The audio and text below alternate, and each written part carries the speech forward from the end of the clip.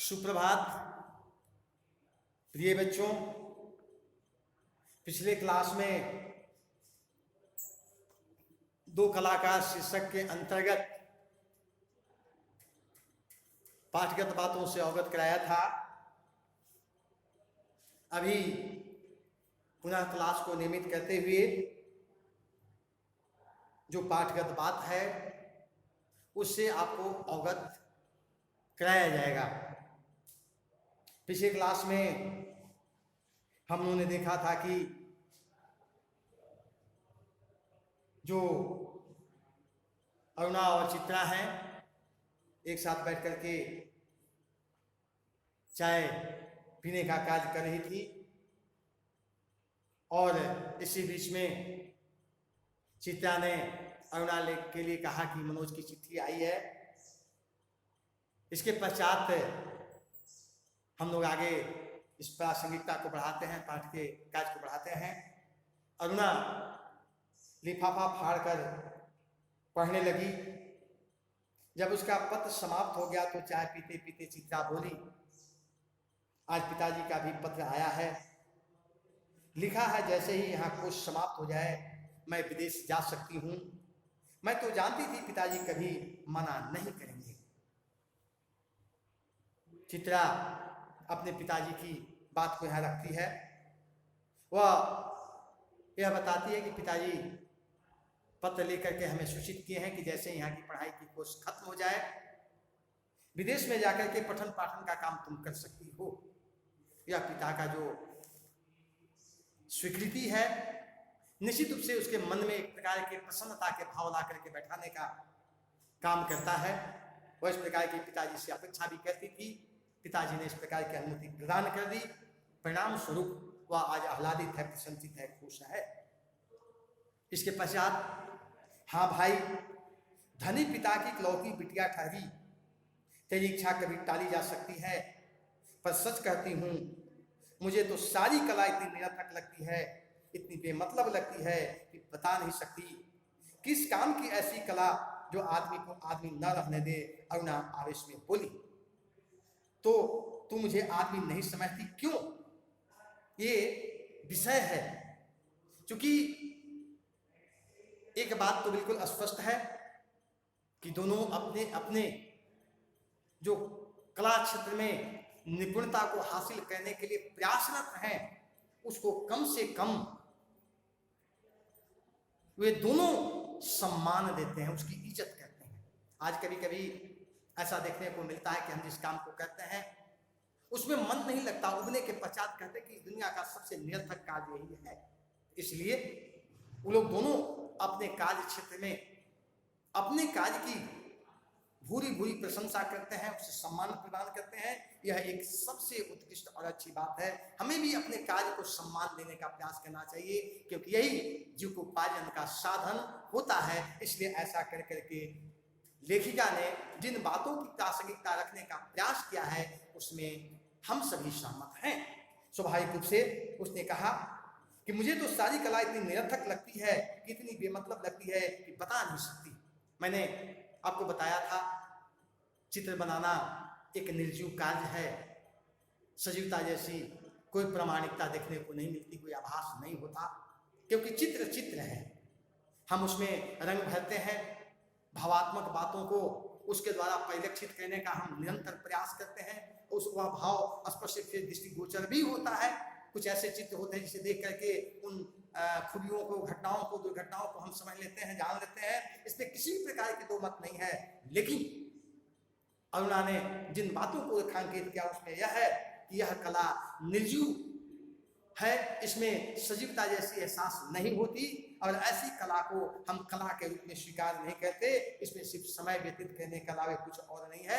और इस प्रकार के जो कार्य करते हैं वह शायद आदमी के समान शायद नहीं है।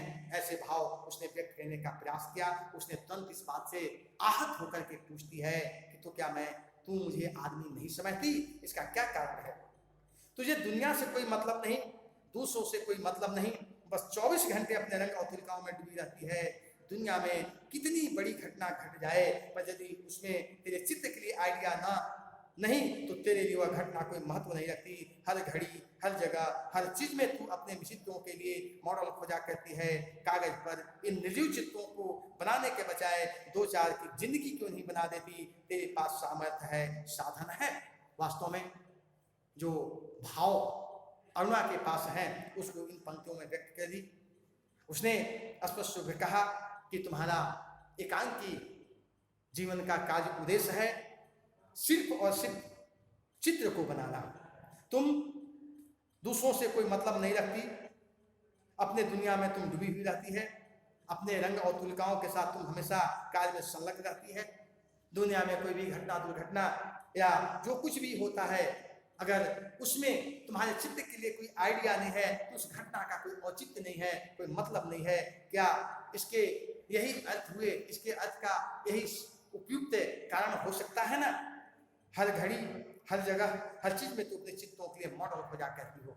चित्र में जो वह चाहती है अगर उस प्रकार का प्रासंगिक चीज मिल जाता है तो चित्रों के लिए तो बड़ी अच्छी बात है, लेकिन यदि नहीं मिलता तो फिर उसका अर्थ है, उस घटना का अर्थ तुम्हारे बिल्कुल कुछ नहीं है। यह अरुणा चित्रा को इस प्रकार के चित्र बनाए जाने और चित्रों के कार्य में हमेशा डूबी रहने के कारण अपने को शायद उपेक्षित समझती होगी, या शायद हो सकता है उसके मन में इस निर्जीव चित्रों के प्रति सम्मान का भाव नहीं रहा होगा। इन कारणों से इन सारी बातों से उसे खुले देने का प्रयास करती है। फिर एक बात और समझाती भी है, क्या बोलती है? कागज पर इन निर्जीव चित्रों को बनाने के बजाय तुम कागज पर जो निर्जीव चित्र बनाती हो उसका औचित्य ही क्या है? इसके बजाय तुम दो चार जिंदगी किसी की बना देती, क्योंकि तुम्हारे पास सामर्थ्य, शक्ति, बल सब कुछ है।